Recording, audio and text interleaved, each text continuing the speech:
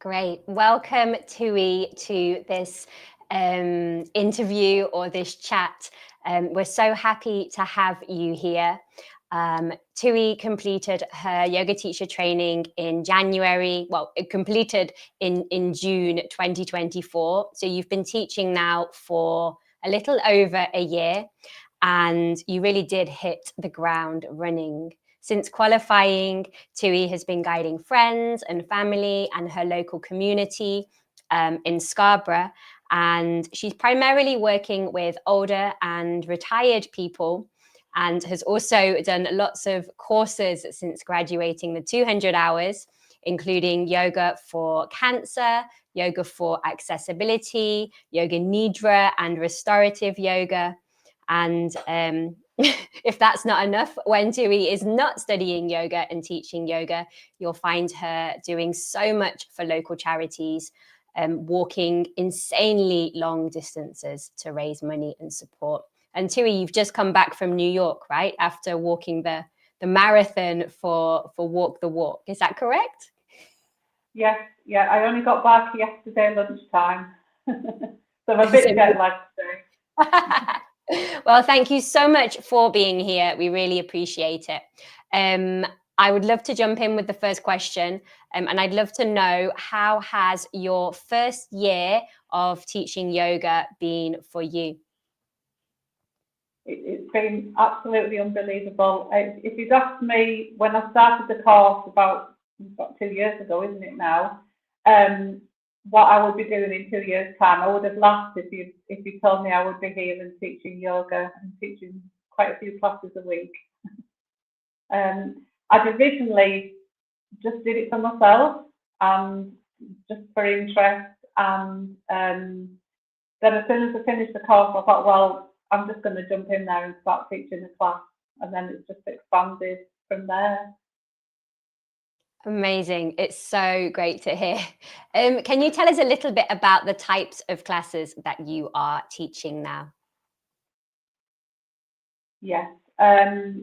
So I teach a mixture. So I'm doing chair class, and I do a regular hatha yoga class, and I also do a class for people that have cancer or currently have cancer. And I do a restorative class once a month as well, which is yoga nidra and relaxation. Do you have a favorite to teach? Definitely yoga nidra. I just absolutely love that. Yeah, I hear you. You kind of go into the yoga nidra state yourself, don't you, while you're teaching it? Fantastic. And Yeah, so you just told me seeing people there just so relaxed and chilled out, it was wonderful. Yeah, amazing. And you told me that you teach primarily older people and retired people. What kind of drew you to this group, or did it just sort of happen without much intervention from your side?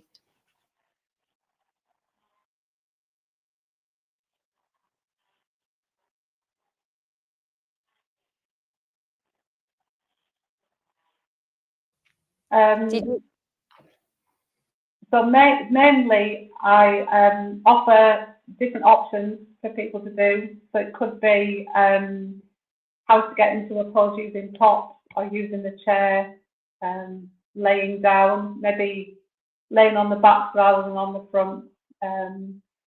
Knee pads. Knee pads are very, very popular.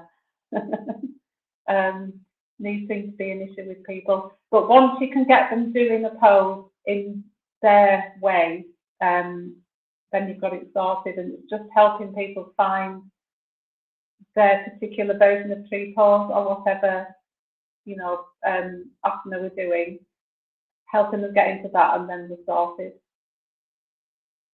That's fantastic. It sounds like your classes are so supportive. Yeah, hopefully they are, yeah. How did you feel teaching your very first yoga class? I was so nervous, and I planned it down to the second, but then it was also really exciting at the same time. But once I've relaxed into it. It's amazing. It's just a brilliant feeling to do it, and I think over the time I've relaxed more, and I don't plan it so meticulously, and I can adapt on the go, which is what you really need to do, isn't it, in a class? That's right. Oh, that sounds so good. Yeah, I can remember the early days of trying to plan every single cue, every single move.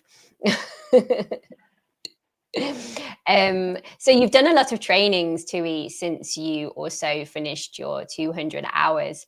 What's been your favorite one or the most inspiring one that you've been studying?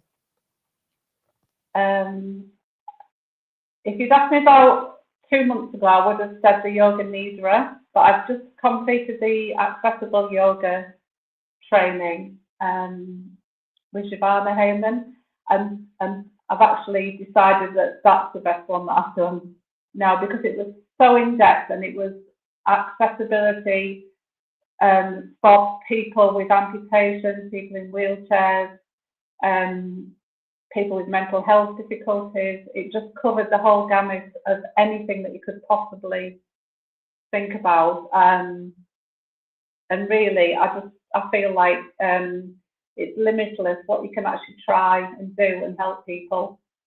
So that's been amazing, and I can't wait to put that into practice. That's so fantastic. And your students are so lucky that you're so dedicated to learning more and finding new ways that you can sort of help them and support them and continue on. So I look forward to hearing how your classes change and evolve over coming weeks and months. Thanks so much for sharing that. I'd love to know now, just more on a personal note on your side, what's sort of the biggest change that you've experienced, maybe personally or anything else, since you sort of did the training, went through the journey of the YTT? Probably so much has changed. So when I started, I was actually teaching online maths, and since I've done the YTT, I've switched from doing the maths to the yoga, and I actually feel so much happier doing that. I think basically because it's more physical, and I'm up close and personal with people, so I don't feel as detached from it. But on a personal level, I would say it's helped me because I actually feel that I'm busier, but I'm more focused and more organised. And I actually think that's because of the yoga, because everything is aligned, and I'm doing the same thing together, and it just feels that I'm doing what I was really meant to be doing. So it doesn't feel like work anymore, so which is a bonus, isn't it? That's incredible, isn't it? What a bonus. It's so nice to hear, isn't it, that you've kind of swapped out from maths to yoga, and now it just feels like you're living your purpose. You're there doing what you were meant to be doing. So it's just amazing. Thank you so much for sharing that, Tui. And Ruth asked a question, and she would love to know if you have any stories from your class or any memorable moments that you would like to share with us.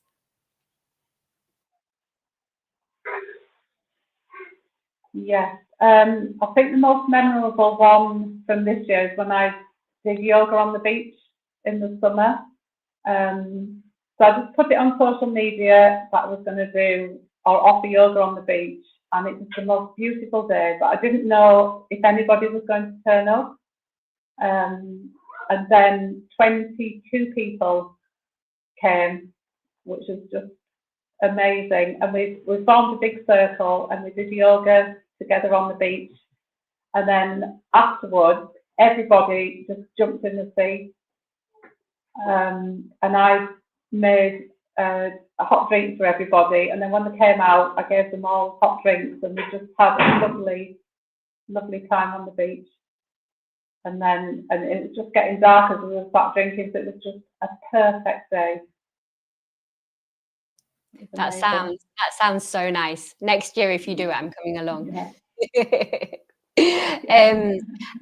And obviously you've met so many interesting people this year in your classes and around. I don't know if there's anything that you've learned from any of your students or any sort of stories that you'd like to share sort of from that side, any connections that you've made that wouldn't have happened without the yoga? So many. I think the ones that have really moved me has actually been the Yoga for Cancer class, because I wasn't sure what to expect, and they've actually taught me so much about themselves, about cancer, about resilience, and about just their dealing with life. So each day they're just living in the present moment and then just taking every day as a gift.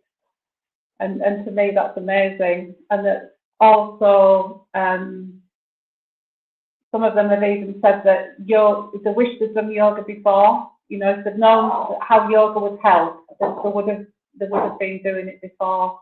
But so it's just good to be able to offer them that and make a difference. That's so nice to hear. And I love that you said that you're learning a lot about resilience yourself, because I know you do a lot of very extreme activities, and then being with people that are teaching you those sorts of things and things you might not expect, right? As you go into the yoga classroom, you think you're there doing your asana, but actually it's so much more. And you're learning this from your students, and that's just magnificent.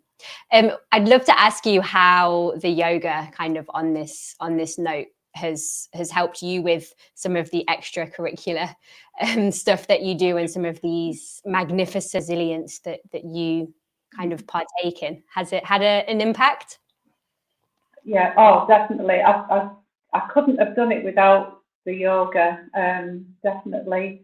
So just from, I'm trying to think, on a daily basis. So usually I do a meditation in the morning and I'll actually set an intention for the day. So it could be, you know, like teaching a yoga class. It could be that I'm going to do a long training, either a run or a walk. So I have the intention to do that, and then I will actually do yoga as a warm-up before I do it, and then I'll do it afterwards as well. And I also do yoga nidra, which helps me to recharge. So I might go out for a long run, come home, do yoga nidra, and then that just sets me up for the rest of the day again. And I haven't, it's funny, isn't it? You don't plan for these things, but it definitely helps, and it just keeps me going, but it doesn't feel hard. It feels right. So it's a massive difference that it's made in my life. You've got yourself a little toolkit, haven't you? That's what it kind of sounds like. Yeah. You've got your little toolkit. Tell us about your experience in New York in your marathon last week. Oh, it's funny. I've just been telling some people about it just now. It was unbelievable. There was about 2 million people lining the route. I know. And it was just, I've never done so many high fives in my life and low fives to little kids. And there were people singing in the streets, they were shouting, they had placards, they were on the roof shouting. The police were there with cowbells and they had their lights flashing. It was just an amazing experience. Obviously, they'd made a big party of it. So there were people just sat on the doorstep with their friends and drinks and food, and they were sitting in the windows. It was just amazing and so motivating, and kept me going, because it's quite a hard course, because there's a lot of uphill, which you don't notice when you're driving around or walking around, but you do when you've got 26 miles of it to do. So yeah, That's funny, actually. I feel like New York's flat, but maybe it's not. No, it didn't feel like it. I think there was 5 bridges, so each bridge you had to rise up to the bridge, and then you went down the bridge, and then it went up, the ground went up again after the bridge. But when I've been in the car, I've never noticed that at all. But yeah, you do when you're at ground level. And what's your next challenge? Have you got the next one in your diary? Yeah, well, the next one is completely different. So I don't know if you can see behind me. So today I've actually opened up a little yoga studio in Scarborough. So I've had a little opening party today, and my classes start on Thursday night. So I've got about another 5 classes a week at the moment. So that's my big challenge. And I haven't got anything else planned in the diary because I don't think I'll be able to fit it in. That's incredible. I recognize those mirrors and I recognize the space. Can you tell us a little bit then about your yoga studio? Has it got a name? And what are the big plans for it? Yeah, so it's called the Self-Love Studio. It's actually in a business centre in Scarborough, but it's very quiet. It's quite a small space. You can only get 6 mats in. I'm doing it along with another lady called Zoe Baby, who lives and works in Scarborough as a yoga teacher. And our plan is to make it a space, a wellness space. So we've had other practitioners in today, sound bath, meditation, Tai Chi, who are actually thinking of using the space. I think a lady with baby massage as well. So we're hoping that it'll be a centre for all sorts of different wellness activities. That's incredible, Tui. A massive congratulations to you and Zoe. Scarborough could use some more yoga, and I'm so excited that you're bringing it to the town. So just there's such a lot of luck to you and Zoe, and I must pop down and say hello as well. All right, let's end with a wonderful question. My question to you is, do you think anybody can be a yoga teacher? And is there anything that you wish somebody would have said to you before you started the course? Or is there anything you would like to wish to tell anybody else who's considering doing a yoga teacher training in the future, perhaps? Yeah, I would say if you want to do yoga teacher training, I would say yes, definitely do it. I actually probably put it off for about 15 years, thinking that I wasn't able or capable or good enough to do it, and I wouldn't want anybody else to do that.